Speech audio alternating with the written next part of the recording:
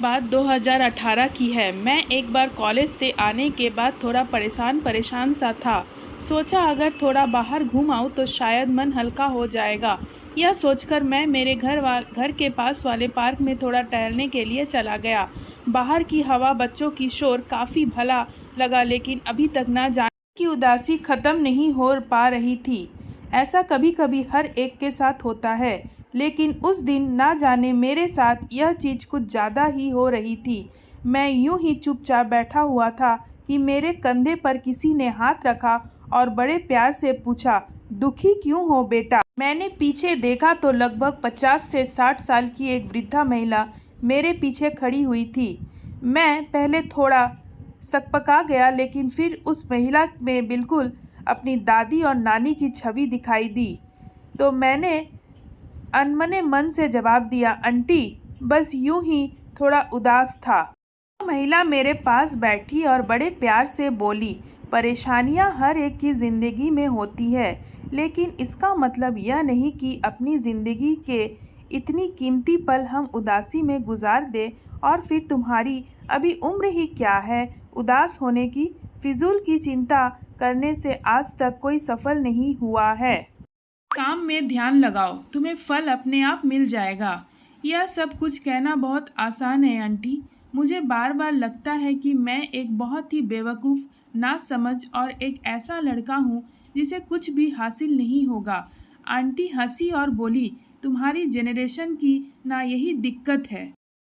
हर minute और हर second इतने ज़्यादा उदास रहते हो कि कभी कभी लगता है कि तुमसे ज़्यादा अच्छा ज़िंदगी तो हम बूढ़े लोग जी रहे हैं। यह बातें हमेशा याद रखो, मेहनत करते रहो और ज़िंदगी के हर मिनट का आनंद लिया करो। अच्छा बात है ज़िंदगी में कुछ करके दिखाना, लेकिन अगर यह महत्वाकांक्षा सर दर्द बन जाए तो बहुत बुरी है। मेरी बात पर विचार करना और ज़िंदगी के हर मिनट का जितना लुत्फ़ हो सके उतना उठाना। क्या पता ज़िंदगी हमें कब ऐसे मोड़ पर लाकर खड़ा कर दे जहाँ से लौट आना बहुत मुश्किल हो।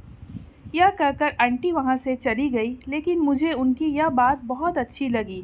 मैं रोज़ पार्क जाने लगा। अक्सर आंटी से मुलाकात होती और उनसे खूब सारी विषय पर बातें होती। आंटी का चेहरा आज भी याद है, हरदम हंसती रहती, खिलखिलाती रहती और जिससे भी वह मिलती यह सलाह देती थी कि ज़िंदगी के हर मिनट का खूब लुत्फ़ उठाओ। उनका व्यक्तित्व इतना करिश्माई था कि हर कोई उनसे बात करने और अपनी समस्याओं का समाधान पूछने के लिए उत्सुक रहता। एक दिन जब मैं पार्क गया और काफ़ी देर तक टहलता रहा, लेकिन आंटी दिखाई नहीं दी। अजीब लगा, क्योंकि शाम 5 बजे आंटी अक्सर बाहर दिखाई देती थी।